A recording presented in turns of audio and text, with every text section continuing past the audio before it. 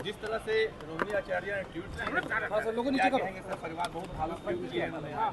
देखिए, मैं कतई इसके ऊपर कोई टिप्पणी नहीं करूंगा, क्योंकि वो मेरा भी परिवार है। राजनीतिक मतभेद एक तरफ, पर मैंने हमेशा आदरणीय लालू जी को, उनके परिवार को अपना परिवार ही मैंने माना है।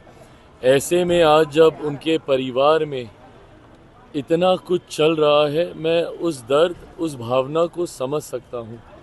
वो समय दूर नहीं है जब मैं भी इन्हीं परिस्थितियों से गुजरा था। घर में, परिवार में जब तनाव होता है तो वो आपको कितना विचलित, कितना परेशान करता है, मैं इस बात को समझ सकता हूँ।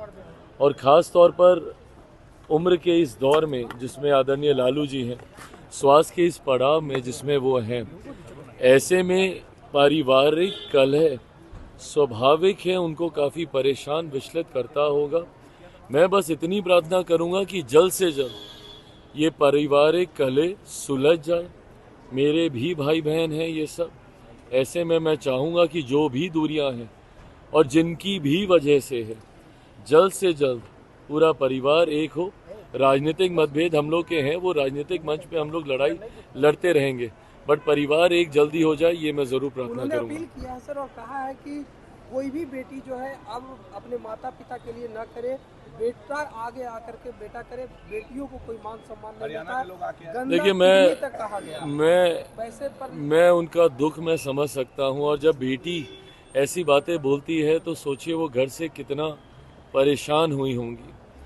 ऐसे में उनकी भावनाओं के साथ मैं पूरी तरीके से हूँ। एक भाई होने के नाते मैं भी उनकी भावना के साथ हूँ, और मैं कतई इस बात को नहीं मानता कि शादी के बाद ससुराल ही बेटी का घर, सब कुछ वो नहीं। भाई, जिस परिवार में वो पली बड़ी जन्मी है, वो घर भी उनका उतना ही है जितना उस घर के लड़कों का है। मैं कतई इस रूढ़िवादी सोच का मैं समर्थन नहीं करता कि शादी के बाद बेटियां पराई हो जाती हैं।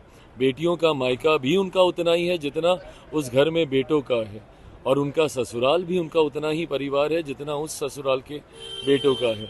ऐसे में कल जब उन्होंने, आज जब ये सारी बातें उन्होंने कही और जो अपील उन्होंने बाकी बेटियों से की, मैं उस दर्द को मैं समझ रहा हूँ। इसीलिए मैं प्रार्थना करता हूँ कि जल्द सब ठीक हो। विजय सिंह ने कहा है कि बिहार में जो चुनाव हुआ है वो नॉर्थ कोरिया की तरह हुआ है, जहाँ के सारे वोट सिर्फ सिंगल पार्टी को जाते हैं। मेरी समझ के परे है कि अगर सिंगल पार्टी को अगर वोट जाते होते तो आपके प्रत्याशियों को भी तो भैया ठीक ठाक वोट मिले ही है ना। जब सिंगल पार्टी को ही दे देना होता तो हम लोग, एग्जैक्ट डेटा मेरे पास नहीं है, बट 38, 40, 42% या 45 जो भी परसेंट वोट आए होंगे, उससे हम लोग सरकार क्यों बनाते? फिर तो हम 80%, 90% से हम लोग सरकार बना लेते ना। हकीकत ये है कि ये लोग हार को पचा नहीं पाते, और हार को ना ये लोग समझते नहीं हैं। बहाना थोपने के चक्कर में कभी मंथन ही नहीं कर पाए। राजद जैसी पार्टियों को तो मंथन करना चाहिए कि भैया 2005 से ये पार्टी खत्म क्यों है।